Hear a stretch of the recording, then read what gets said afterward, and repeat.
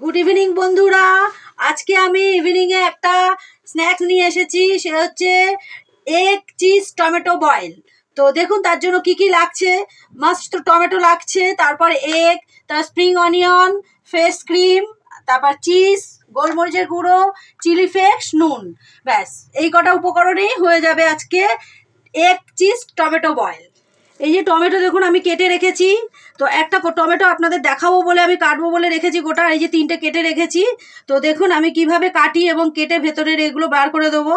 তো দেখুন প্রথমে এরকম মুখটা কেটে নেবেন, নিয়ে একটা চামচ দিয়ে আপনি ভেতরের এগুলো সব বের করে দেবেন।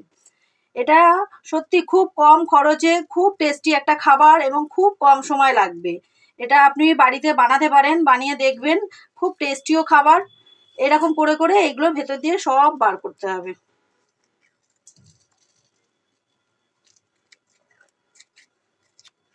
একটু সময় নিয়ে আস্তে আস্তে করে বার করবেন। এই যে একটা পাত্রে এবার ডিমগুলো আমি এক এক করে ফাটিয়ে নিচ্ছি। দেখুন এই যে এবার মশলাগুলো এক এক করে আমি মেশাবো। দেখুন নুন দিয়ে দিলাম, চিলি ফ্লেক্স দিয়ে দিলাম, গোলমরিচের গুঁড়ো দিয়ে দিলাম, এবার স্প্রিং অনিয়ন দিয়ে দিলাম, আর এই যে চিজ দিলাম। এখন একটু চিজ দেবো, পরে আবার দেবো।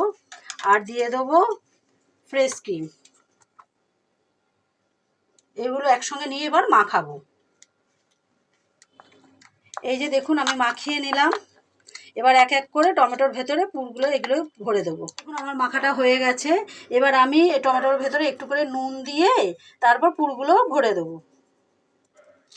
এই যে দেখুন এরকম করে নিয়ে আমি এক এক করে পুরগুলো ভরে দেবো। আর একটু ফাঁকা রাখবো চিজটা দেওয়ার জন্য। এই দেখুন এরকম দিয়ে এবার আমি চিজগুলো দিয়ে মুখটা ভরে দেবো।